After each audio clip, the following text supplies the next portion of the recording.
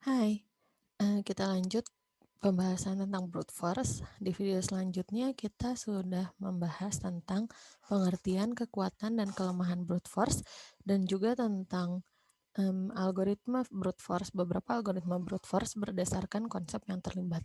Nah, di video kali ini kita akan membahas algoritma brute force yang bisa dipakai untuk permasalahan kombinatorial dan juga melihat beberapa contoh soal. Oke, kita langsung aja ke algoritma brute force untuk memecahkan permasalahan kombinatorial atau sering disebut juga sebagai exhaustive search. Exhaustive search ini sendiri adalah teknik pencarian dengan solusi brute force untuk menyelesaikan masalah kombinatorik.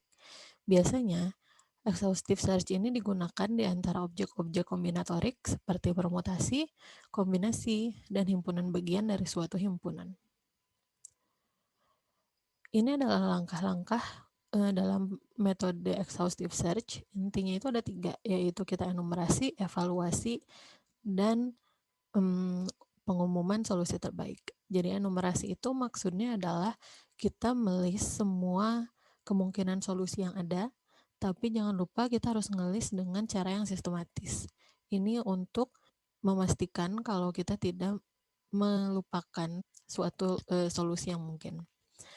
Kemudian yang kedua, evaluasi setiap kemungkinan solusi satu persatu, simpan solusi terbaik yang ditemukan sejauh ini. Dan yang ketiga, bila setiap elemen telah dievaluasi, kita umumkan solusi terbaiknya. Exhaustive search ini secara teoritis mampu menghasilkan solusi, tapi sayangnya waktu dan sumber daya yang diperlukan dalam pencarian solusi itu sangat besar. Oleh karena itu, kalau misalnya kita punya input size yang besar, biasanya kita tidak menggunakan exhaustive search karena ini sangat costly. Ada beberapa contoh permasalahan kombinatorial yang dapat diselesaikan dengan exhaustive search. Pada video ini kita akan membahas 2 permasalahan utama, yaitu TSP, Traveling Salesperson Problem, dan juga Knapsack Problem. Untuk permasalahan Traveling Salesperson Problem diberikan N buah kota beserta jarak antar kota, dan di sini kita ingin menemukan perjalanan atau tour terpendek dari satu kota keberangkatan yang melalui setiap kota lainnya tepat 1 kali dan kembali ke kota asal keberangkatannya.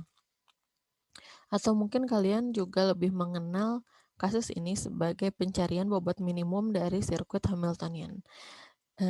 Kita recall lagi matematika diskritnya. Sirkuit Hamiltonian itu adalah suatu sirkuit yang melewati setiap titik yang ada pada suatu graf tepat 1 kali, kecuali titik asal keberangkatan karena kita harus melalui titik tersebut lagi pada akhir. Jadi dia sebagai terminal awal dan akhir. Dan di sini kita ingin mencari bobot minimum, yang maksudnya adalah jarak terdekat yang ditempuh untuk melalui semua titik tersebut. Langkah exhaustive search-nya sendiri, pertama kita bisa merepresentasikan data yang kita punya menjadi suatu graf, kemudian kita dapat melanjutkannya dengan langkah-langkah exhaustive search, yaitu enumerasi, evaluasi, dan juga pemilihan bobot terkecil, yaitu pemilihan juaranya. Di sini kita enumerasi semua sirkuit Hamilton dari graf lengkap yang kita punya, dan juga kita evaluasi bobot setiap sirkuit Hamilton yang ditemukan, kemudian kita pilih sirkuit Hamiltonian yang mempunyai bobot terkecil. Contohnya di sini kalau kita punya graf dengan 4 simpul, kita punya graf lengkap. Di sini kita punya A sebagai simpul awal dan kita ingin memecahkan permasalahan TSP untuk graf tersebut, maka kita harus menentukan rute perjalanan yang mungkin semuanya, kemudian kita tentukan bobot masing-masingnya. Yang pertama, kita bisa mempunyai rute seperti ini dari A ke B, C, D, A yang mempunyai bobot total 45, atau bisa juga dari A, B, D, C, A yang mempunyai bobot total 41, atau A, C, B, D, A yang mempunyai total bobot 32, atau A, C, D, B, A yang mempunyai total bobot 41, kemudian bisa A, D, B, C, A yang mempunyai total bobot 32, dan juga yang terakhir adalah A, D, C, B, A yang mempunyai total bobot 45. Ingat, TSP adalah permasalahan di mana kita ingin mempunyai bobot minimum dari suatu Hamiltonian circle. Berarti kita tinggal cari bobot minimumnya, yaitu 32, sehingga rute perjalanan terpendek itu adalah ACBDA yang ada di sini, dan juga di sini ADBCA, yaitu dengan bobot 32. Nah, sekarang kalau kita punya N buah simpul, semua rute perjalanan yang mungkin ada berapa sih? Di sini kalau kasus yang tadi, kita punya A, kita bisa melewati B, C, dan D sebelum kita balik lagi ke A. Artinya, yang kota dikunjungi setelah A itu bisa B, C, atau D. Artinya kita punya 3 opsi. Dan yang selanjutnya kita tinggal punya 2 opsi karena yang satu sudah dilewati. Dan yang terakhir kita cuma punya 1 opsi. Artinya total opsi yang kita punya adalah 6. Berarti kalau misalnya kita tambah lagi kotanya, misalnya kita punya kota kelima, berarti kita perlu 3, 2, 4, 3, 2, 1, yaitu 4 faktorial. Berarti kalau kita punya N simpul, kita membutuhkan N-1 faktorial opsi untuk dienumerasi. Seperti ini. Jadi contohnya di yang tadi 4 simpul kita punya 3 faktorial, sehingga kita punya 6 rute perjalanan yang mungkin. Penyelesaian dengan metode exhaustive search berarti kita harus menghitung bobot dari N-1 faktorial buah rute yang kemudian memilih bobot terkecil. Perhitungan bobot NCC dapat dilakukan dalam karena kita cukup menambahkan bobot dari N buah sisi, tentunya kita perlu melakukan penjumlahan sebanyak N. Artinya kita cukup mempunyai big O N untuk perhitungan bobotnya. Dan ini perlu dilakukan N-1 faktorial kali. Kompleksitas waktu metode exhaustive search seperti pada contoh itu adalah big O N kali N faktorial. Ini tinggal perkalian aja dari perhitungan bobot sisi yang harus kita lakukan sebanyak N-1 faktorial kali. Berarti kita tinggal mengalikannya dan memasukkannya ke dalam kelas, suatu kelas big O. Nah, metode yang digunakan pada contoh sebelumnya itu sebenarnya dapat diperbaiki karena setengah dari rute perjalanan mencerminkan rute lainnya. Balik lagi ke slide sebelumnya. Di sini kita bisa lihat kalau rute yang pertama ini sebenarnya sama dengan rute yang ke-6. Tapi kita hanya menjalaninya backwards, ya kan? Dia hanya terbalik. Untuk yang kedua, ini sama dengan yang keempat. Sedangkan untuk yang ketiga, dia sama dengan yang kelima. Kita bisa lihat bobotnya, yang ini sama dengan yang ini, yang pertama sama dengan yang ke-6, dan yang kedua sama dengan yang keempat. Berarti sebenarnya kita cukup mengevaluasi setengah dari rute-rute yang ada ini. Let's say kita bikin aturan kalau kota B itu harus dilewati sebelum kita melewati kota C. Artinya kita dapat mengevaluasi 1, 2, dan 3 rute ini saja. Dia sudah merepresentasikan rute yang satunya lagi. Dia yang kedua juga sudah merepresentasikan rute yang belum kita representasikan. Dan rute kelima juga sudah merepresentasikan rute satunya lagi. Oke, jadi kita cukup bikin aturan kalau satu kota harus dilewati sebelum suatu kota lainnya. Seperti itu. Pada kasus sebelumnya, kita cukup mempertimbangkan 3 rute aja. yang pertama, kedua, dan ketiga, karena kita mempunyai 3 bobot yang berbeda di rute-rute ini. Tapi sayangnya dengan metode perbaikan ini, dia belum terlalu bisa memberikan manfaat yang sangat besar kalau kita punya titik yang besar. Dia mungkin bisa membagi 2 rute yang kita punya. Tapi kalau misalnya kita punya N sama dengan 20 simpul, kita tetap perlu mengevaluasi sekian banyak rute. Karena di sini dia artinya tetap ada di big O N square N faktorial untuk enumerasinya. Dan sayangnya untuk ketepatan solusi atau akurasi, itu tidak ada algoritma lain yang lebih baik daripada exhaustive search. Karena ya mungkin kita punya algoritma lain yang lebih efisien atau lebih cepat daripada exhaustive search, tapi akurasinya itu tidak ada yang 100%. Jadi in the best case mungkin cuma 90 sekian persen kayak gitu. Oke, kita lanjut ke contoh yang kedua, knapsack problem. Di sini kita diberikan n buah objek dan sebuah knapsack atau bisa dibilang juga tas punggung dengan kapasitas bobot K. Setiap objek I yang kita punya itu punya properti bobot dan keuntungan. Jadi setiap barang yang kita punya kita ketahui juga bobot dan keuntungannya. Pertanyaannya, objek mana saja yang perlu dimasukkan ke dalam knapsack sehingga keuntungan yang didapat bernilai maksimum. Dengan catatan, total bobot yang dimasukkan ke dalam knapsack itu tidak boleh melebihi kapasitas knapsack yang kita punya. Nah, persoalan knapsack ini dapat dipandang sebagai pencarian himpunan bagian dari keseluruhan objek yang dapat dimasukkan ke knapsack dengan keuntungan yang paling besar. Kan kalau misalnya himpunan bagian itu apa sih? Kita ngambil beberapa elemen dari suatu himpunan semesta. Nah, sekarang himpunan semestanya itu yang kita punya adalah barang-barang yang kita punya. Dan himpunan bagian itu artinya mana saja sih yang akan kita masukkan ke dalam si knapsack ini.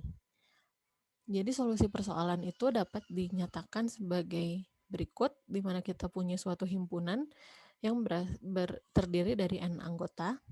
Dan untuk X1 artinya dia akan disubstitut dengan 1 kalau objek pertama dipilih, dan 0 kalau dia tidak dipilih, dan seterusnya.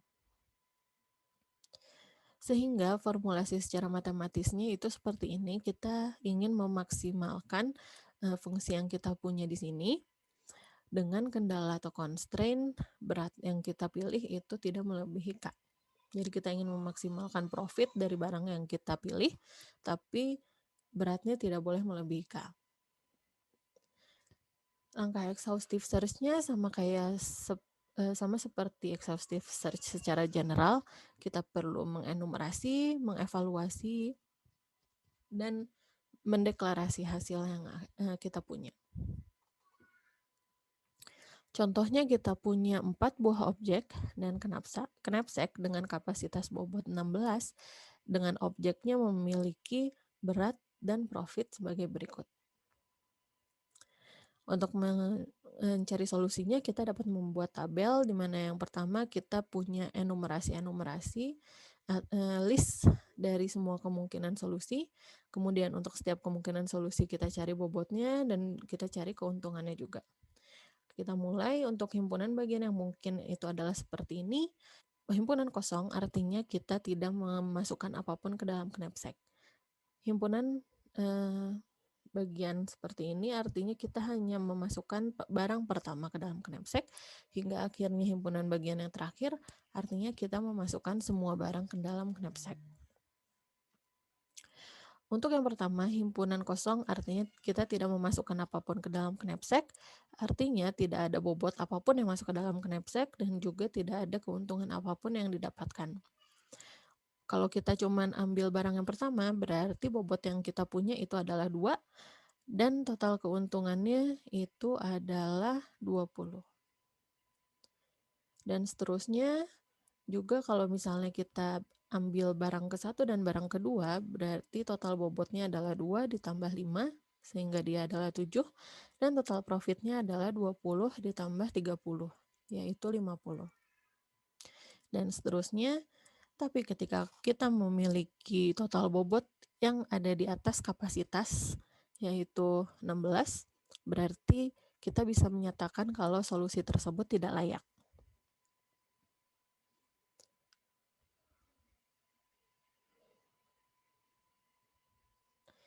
Dan seterusnya, hingga kita selesai melakukan semua enumerasi yang ada. Dan karena ini adalah masalah untuk memaksimalkan keuntungan, berarti kita cukup cari keuntungan terbesar yang kita punya di sini, yaitu 80.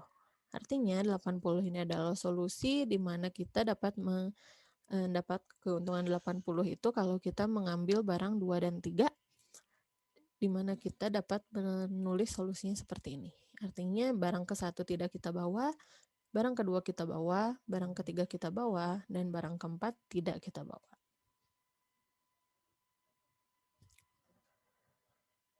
Nah, sekarang kalau kita punya N buah objek, berapa sih banyaknya himpunan bagian yang harus kita evaluasi? Oke, sekarang kalau kita punya N buah objek, kita punya barang ke-1, kedua, ketiga, dan seterusnya sampai N. Barang pertama bisa kita bawa ataupun tidak. Barang kedua juga sama, bisa kita bawa ataupun tidak. Barang ketiga bisa kita bawa ataupun tidak. Dan seterusnya sampai barang ke N kita bisa bawa ataupun tidak. Yang artinya kita punya 2 kemungkinan untuk barang pertama, dan 2 kemungkinan untuk barang kedua, dan 2 kemungkinan untuk barang ketiga, dan seterusnya hingga kita punya 2 kemungkinan untuk barang ke N. Artinya total kemungkinan yang kita punya adalah 2 pangkat N. Dan perhitungan total bobot setiap himpunan bagian, karena kita cukup menjumlahkan N buah bobot, berarti kita cukup dapat mengerjakannya dalam Big O N. Ini sama juga dengan perhitungan profit. Jadi kompleksitas algoritma exhaustive search untuk permasalahan knapsack ini adalah Big O N kali 2 pangkat N, karena kita cukup mempunyai Big O N yang perlu diulang sebanyak 2 pangkat N kali.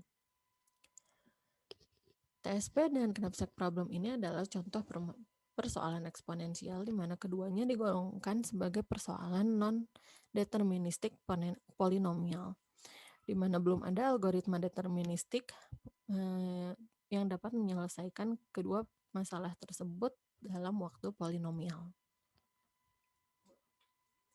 Contoh lain dalam bidang kriptografi, exhaustive search ini merupakan teknik penyerangan untuk menemukan kunci enkripsi dengan cara mencoba semua kemungkinan kunci, atau sering disebut juga sebagai exhaustive key search attack atau brute force attack. Contohnya misalkan kita punya suatu algoritma DS yang punya panjang kunci enkripsi 64 bit, tapi kita hanya menggunakan 56 bit. Karena untuk setiap bit kita punya 2 kemungkinan, yaitu 0 atau 1, maka banyaknya kombinasi kunci yang harus dievaluasi adalah 2 pangkat 56. Artinya sekian banyak kunci yang perlu kita evaluasi. Kalau misalnya kita punya 1 detik untuk untuk setiap satu percobaan, maka in the worst case kita harus mencoba semua ini. Kita perlu sekian detik pula untuk mencari kunci yang tepat. Artinya dia dapat selesai dalam sekian banyak tahun. Ini tentunya sangat costly. Exhaustive search sendiri dapat dipercepat. Salah satunya kita dapat menggunakan suatu teknik yang dinamakan teknik heuristik. Teknik heuristik ini digunakan untuk mengeliminasi beberapa kemungkinan solusi tanpa harus mengeksplorasinya secara penuh. Heuristik ini tidak menjamin kita dapat menyelesaikan permasalahan, tapi seringkali memecahkan masalah dengan cukup baik untuk kebanyakan masalah. Bahkan kalau kita punya heuristik yang bagus, itu dapat secara dramatis mengurangi waktu yang dibutuhkan untuk memecahkan masalah. Contohnya kalau misalnya kita punya anagram, di mana anagram itu adalah kita perlu menukar huruf-huruf yang ada pada suatu kata atau kalimat, sedemikian sehingga kita dapat membentuk suatu kata atau kalimat baru yang memiliki arti yang lain. Contohnya kalau dalam bahasa Inggris kita punya lift, kita bisa ganti jadi devil. Atau kalau kita punya tea, kita bisa ganti jadi it, charm jadi march, dan seterusnya. Kalau exhaustive search, kita tinggal cari permutasi membentuk suatu kata yang dapat dibangun dari L, I, V, E, dan D. Kemudian kita cek apakah dia membentuk kata dalam bahasa Inggris atau enggak. Seperti ini. Kalau dalam heuristik, kita dapat membuat suatu aturan. Misalnya, kita bikin aturan kalau di dalam bahasa Inggris itu huruf C dan H selalu digunakan berdampingan sebagai CH. Ada beberapa contoh soal, misalnya yang pertama masalah penugasan. Di sini saya tidak akan membahas soalnya secara penuh, tapi saya ingin memberikan gambaran besarnya saja, terutama masalah enumerasi. Yang pertama misalnya masalah penugasan. Misalkan terdapat N orang dan N buah pekerjaan, di mana setiap orang akan di-assign dengan sebuah pekerjaan. Dan penugasan orang ke I dengan pekerjaan ke J itu membutuhkan biaya sebesar C, I, J. Bagaimana melakukan penugasan sehingga total biaya penugasan adalah seminimal mungkin. Misalkan kita punya contoh persoalan di mana dinyatakan yang dapat dinyatakan dengan matriks C sebagai berikut. Di mana kalau orang B dikasih kerjaan ke J, dia punya harga 4. Dan seterusnya. Enumerasinya seperti apa berarti? Berarti kita cukup mengenumerasi misalnya job 1, job 2, job 3, dan job 4. Job 1 kan berarti bisa diberikan kepada orang A, B, C, atau D. Berarti ada 4 kemungkinan. Job kedua bisa diambil oleh ketiga orang lainnya. Job ketiga bisa diambil oleh kedua orang lainnya yang belum mendapatkan tugas, dan yang terakhir diambil oleh sisanya. Berarti kita perlu 4 faktorial. Kita perlu mengevaluasi cost dari 4 faktorial banyaknya kemungkinan penugasan. Yang artinya kalau kita punya N orang dan N pekerjaan, kita akan membutuhkan N faktorial.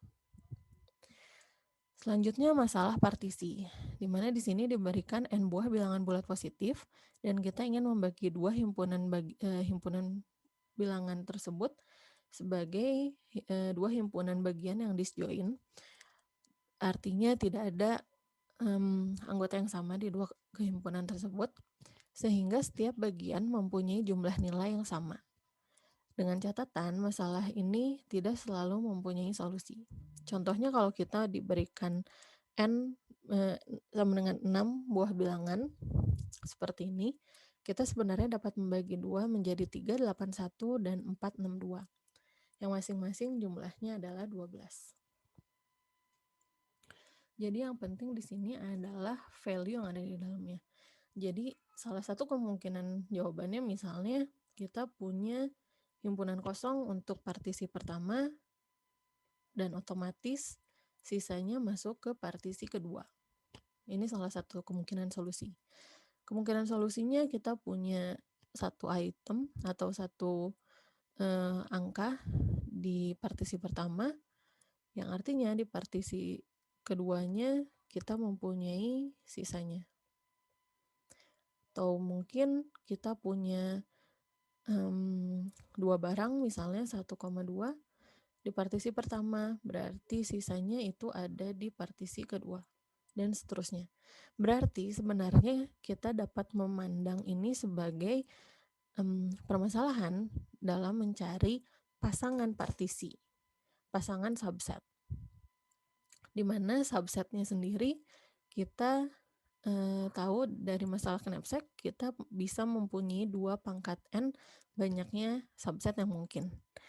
Tapi ingat di sini kalau kita punya himpunan kosong misalnya, kita sudah punya pasangannya secara otomatis adalah himpunan dengan semua elemen yang ada.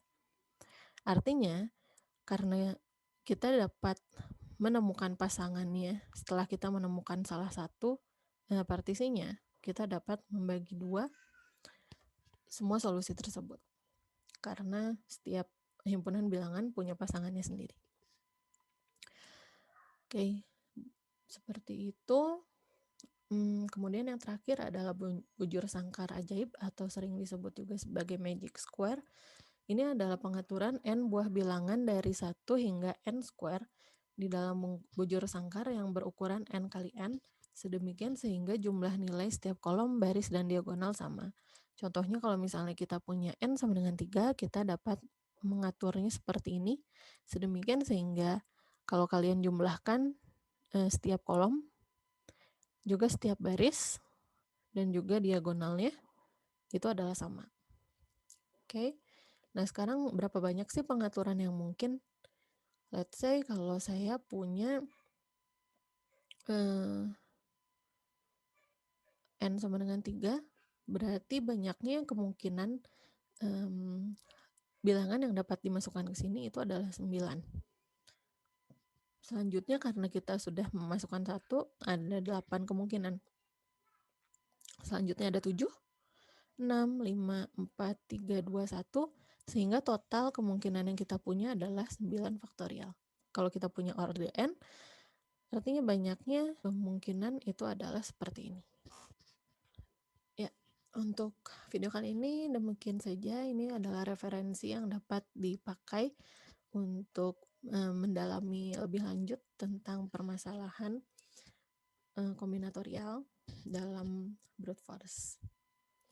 Oke, itu aja. Sampai ketemu lagi.